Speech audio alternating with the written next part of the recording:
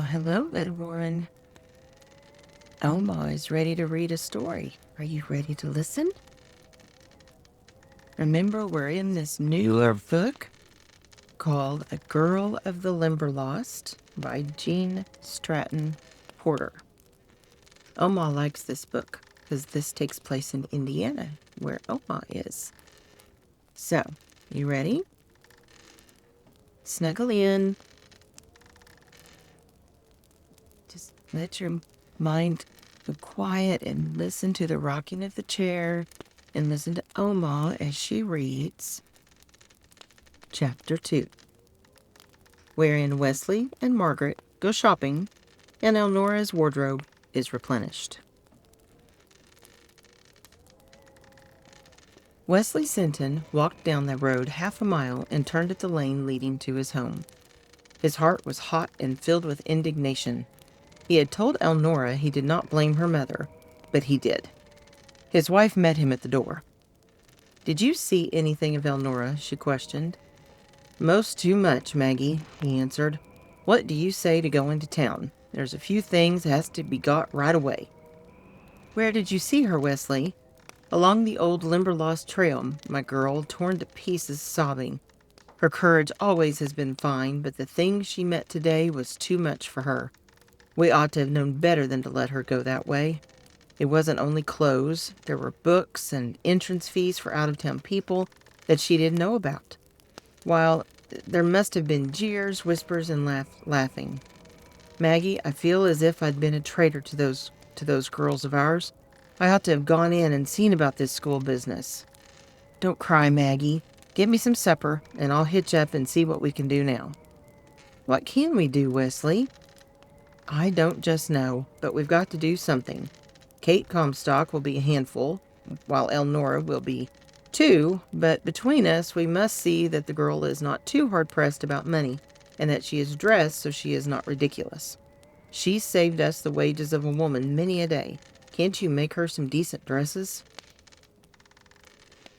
"Well, I'm not just what you call expert, but I could beat Kate Comstock all to pieces. I know that skirts should be pleated to the band instead of gathered, and full enough to sit in, and short enough to walk in. I could try. There are patterns for sale. Let's go right away, Wesley. Set me a bit of supper while I hitch up." Margaret built a fire, made coffee, and fried ham and eggs. She set out pie and cake and had enough for a hungry man by the time the carriage was at the door. But she had no appetite. She dressed while Wesley ate, put away the food while he dressed, and then they drove toward the city through the beautiful September evening. And as they went, they planned for Elnora. The trouble was, not whether they were generous enough to buy what she needed, but whether she would accept their purchases and what her mother would say. They went to a dry goods store, and when a clerk asked what they wanted to see, neither of them knew, so they stepped aside and held a whispered consultation. "What had we better get, Wesley?" "Dresses," said Wesley promptly. "But how many dresses? And what kind?" "Blessed if I know," exclaimed Wesley. "I thought you would manage that. I know about some things I'm going to get." At that instant, several high school girls came into the store and approached them. "There," exclaimed Wesley breathlessly. "There, Maggie, like them. That's what she needs. Buy like they have." Margaret stared. What did they wear? They were rapidly passing. They seemed to have so much, and she could not decide so quickly. Before she knew it, she was among them. "I beg your pardon, but won't you wait 1 minute?" she asked. The girls stopped with wondering faces. "It's your clothes," explained Mrs. Sinton. "You look just beautiful to me. You look exactly as I should have wanted to see my girls. They both died of diphtheria when they were little, but they had yellow hair, dark eyes, and pink cheeks, and everybody thought they were lovely. If they had lived, they'd been near your age now, and I'd want them to look like you." There was sympathy on every girl face. "Why, thank you," said one of them. "We are very sorry for you." "Of course you are," said Margaret. "Everybody always has been.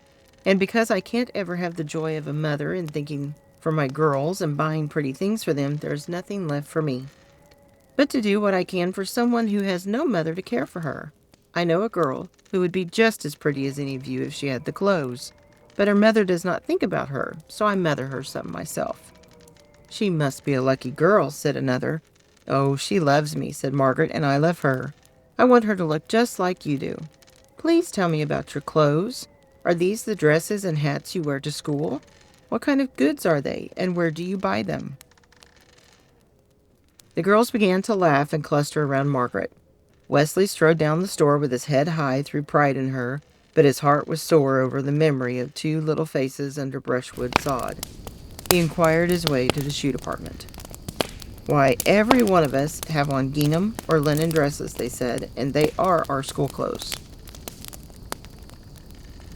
For a few moments there was a babble of laughing voices explaining to the delighted Margaret that school dresses should be bright and pretty, but simple and plain, and until cold weather they should wash. "I'll tell you," said Ellen Brownlee, "my father owns this store. I know all the clerks. I'll take you to Miss Hartley. You tell her just how much you want to spend and what you want to buy, and she will know how to get the most for your money. I've heard Papa say she was the best clerk in the store for people who didn't know precisely what they wanted."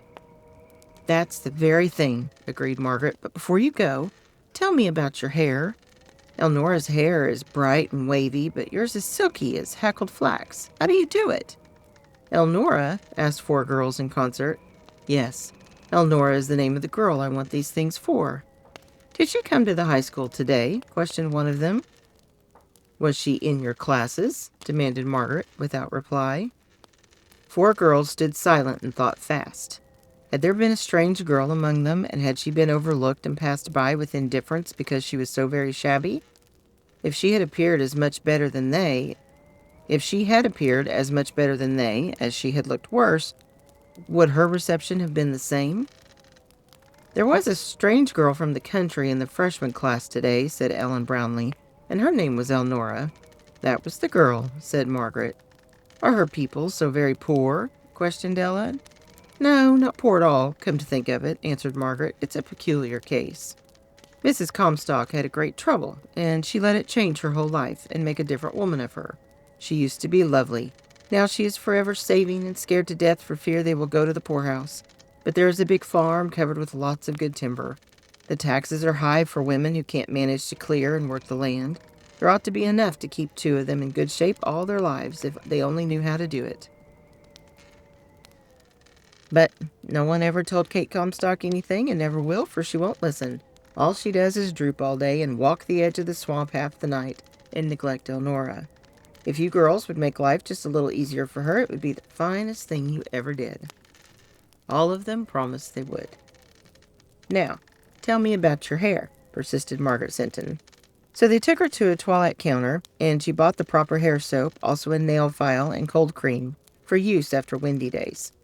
Then they left her with the experienced clerk, and when at last Wesley found her, she was loaded with bundles, and the light of other days was in her beautiful eyes. Wesley also carried some packages. "Did you get stockings?" he whispered. "No, I didn't," she said. "I was so interested in dresses and hair ribbons and a hat." She hesitated and glanced at Wesley. "Of course, a hat," prompted Wesley. I forgot all about those horrible shoes. She's got to have decent shoes, Wesley." "Sure," said Wesley, "she's got decent shoes. But the man said some brown stockings ought to go with them. Take a peep, will you?" Wesley opened a box and displayed a pair of thick-soled, beautifully shaped brown walking shoes of low cut. Margaret cried out with pleasure. "But do you suppose they are the right size, Wesley? What did you get?" "I just said for a girl of 16 with a slender foot." "Well, that's about as near as I could come. If they don't fit when she tries them, we will drive straight in and change them. Come on now, let's get home." All the way they discussed how they should give Elnora their purchases and what Mrs. Comstock would say. "I'm afraid she will be awful mad," said Margaret. "She'll just rip," replied Wesley graphically. "But if she wants to leave the raising of her girl to the neighbors, she needn't get fractious if they take some pride in doing a good job. From now on, I calculate Elnora shall go to school, and she shall have all the clothes and books she needs. If I go around on the back of Kate Comstock's land and cut a tree or drive off a calf to pay for them, Why, I know one tree she owns that would put Elnora in heaven for a year.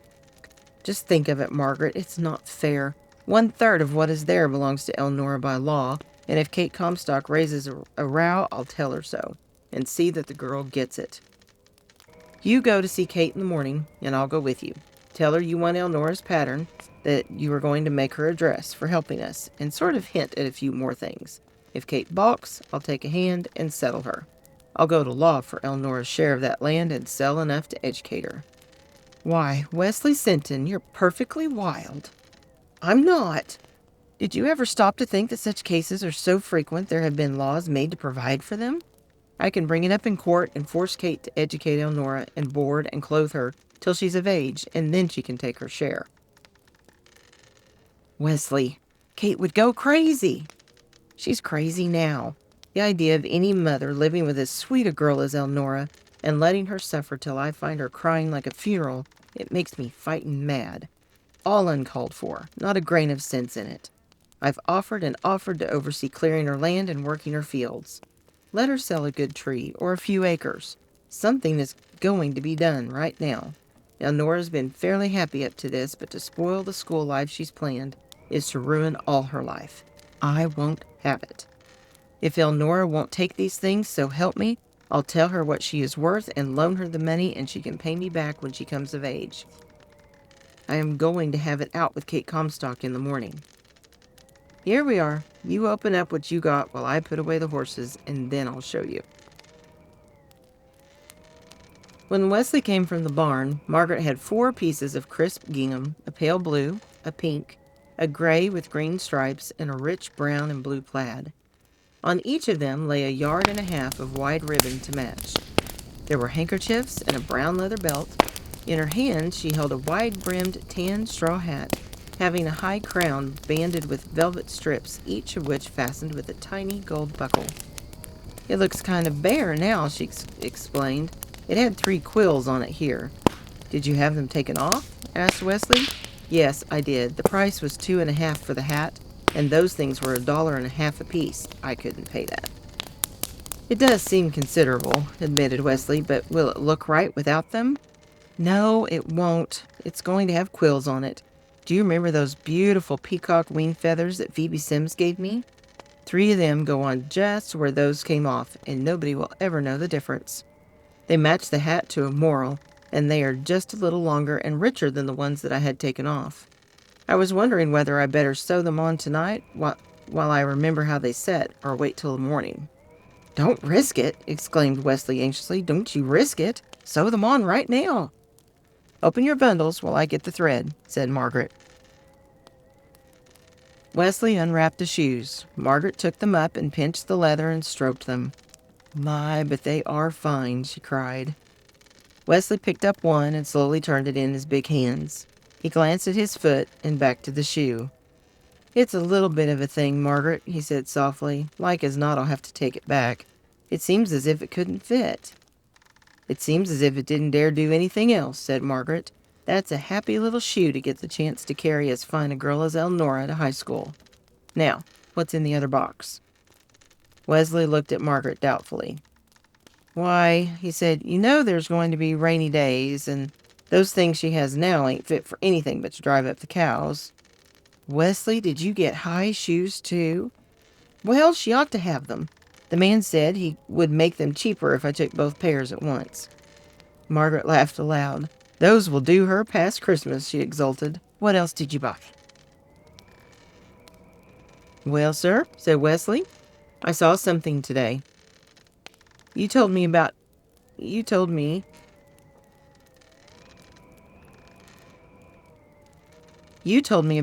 getting that tin pail for Elnora to carry to high school, and you said you told her it was a shame. I guess Elnora was ashamed, all right, for tonight she stopped at the old case Duncan gave her and took out that pail where it had been all day and put a napkin inside it.